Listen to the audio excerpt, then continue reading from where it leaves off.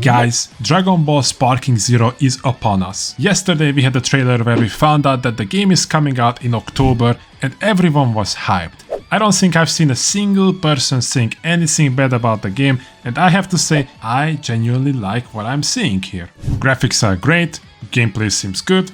We're finally getting a story mode for Sparking Zero that's not just a PowerPoint presentation, unlike these two other anime games did. But there's one little problem that I have not seen anyone point out with Sparking Zero, and that is the fact that the game has early access. Now, before you start telling me in the comments why I should unalive myself for hating early access, hear me out. The standard edition of Dragon Ball Sparking Zero includes the base game, early unlock for 6 characters, and an exclusive new character. The deluxe edition, however, got a bit more. All of the previously mentioned, plus a 3-day early access to the game. The Ultimate Edition too, but that also got some additional stuff on top of these, so I'm not really mad about that one. Now, why am I frustrated by all of that? Because I have to pay not to have late access to the game. Yes, the standard edition is basically getting punished for not paying more. The players that don't pay an additional $30 are having late access. I actually never realized how many games have been doing this before I started doing YouTube. Many of the games I used to play had some sort of early access. Nowadays, even single player games are giving out early access. Just look at the latest Assassin's Creed or the next Star Wars game, or heck, even Diablo 4. Yes, I know that Diablo 4 is not a single player game, but you can play it alone. Just focus on the topic, please. All of these games have some form of early access, but unlike Sparking Zero, fans of those games are voicing their concern that they are getting punished for not paying more. You might be one of those players that only buy the standard edition for every game. You don't care that you will play your game a bit later, since there's no punishment for starting late, right?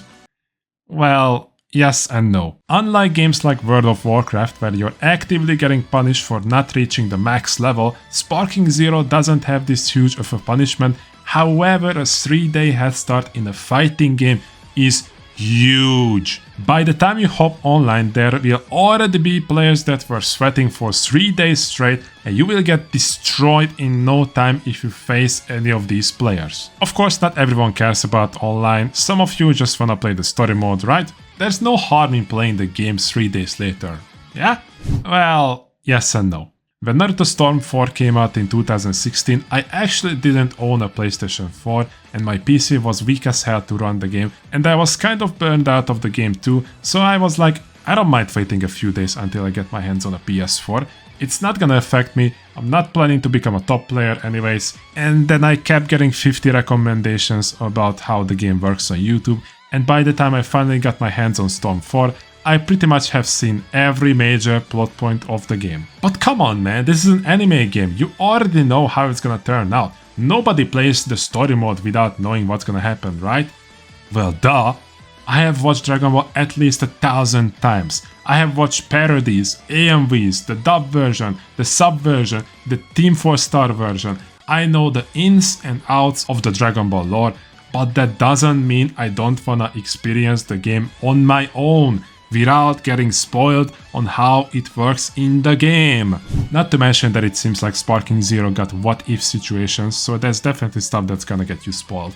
And to my knowledge, this topic has never really been brought up on YouTube or on Twitter as a negative. Players are fine with paying a bit of an extra to not get punished, and that's annoying. I remember that Demon Slayer Hinokami Chronicles also had early access. I hated it back then, and I hate it even now. That being said, I cannot lie, this is a genius tactic from the publishers for 2 reasons. Fans have been demanding a new Budokai Tenkaichi game, and Sparking Zero is exactly that. There's no way the servers wouldn't have gotten overloaded day 1 if everyone were to log in at the same time.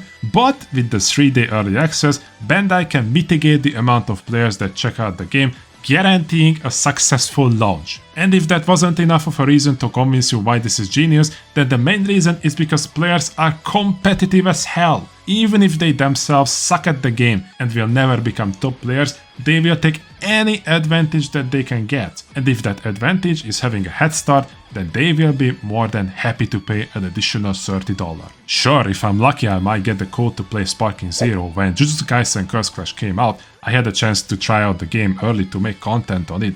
The day one guide and gameplay video compared to my usual views did amazingly, but that doesn't mean I agree with the late access. Yes, I'm gonna call this as late access. They might as well put it on the description of the standard edition. Late access. I'll be honest with you guys, anime games are usually unfinished, even more unfinished than normal games. There are a ton of problems that games in 2024 should not have, but when it comes to anime games, you can literally play bingo with the amount of problems. Some anime games don't have a way to invite friends, some anime games don't have spectator mode, some anime games straight up have no way to rematch your previous opponent, and then there are some that doesn't even give you the option to decline a match. You gotta play whoever a game set you up with, even if their connection is awful. If early access actually served its purpose, then these problems would come up in the first few days before the majority of the player base actually gets their hand on the game, just so developers can fix them. But these are issues that sometimes get fixed half a year later or never at all. I'm not here to talk shit about Naruto Storm Connections, this is a Sparking Zero video, but that game had every single issue that I just mentioned. Except the missing rematch option, that was actually Jump Force. This is the only way I'm willing to justify having early access. So if you're someone that has never played a single anime game before, come back to this video when Sparking Zero releases and look at how I have predicted the future with these issues. Early access should literally nullify all of them in a week. Dragon Ball Sparking Zero has the potential to become the best anime game ever made. This is probably my only frustration with the game, and even if this video goes viral and everyone starts talking about why having late access is a problem, let's face it, this will not ruin the game. If the game is fun, then it could survive even microtransactions.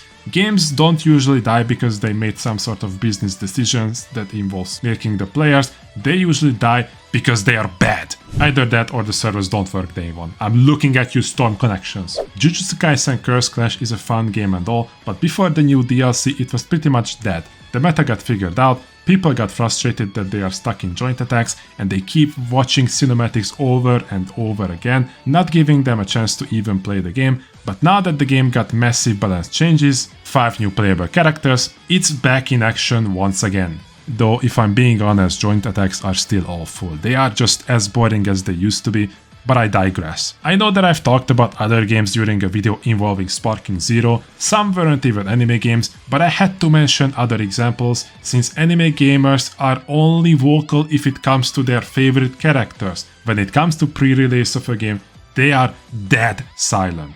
As long as content creators are not cheering on the game, of course. That's gonna be it for today's video, guys. I'm really curious what you think about games with early access.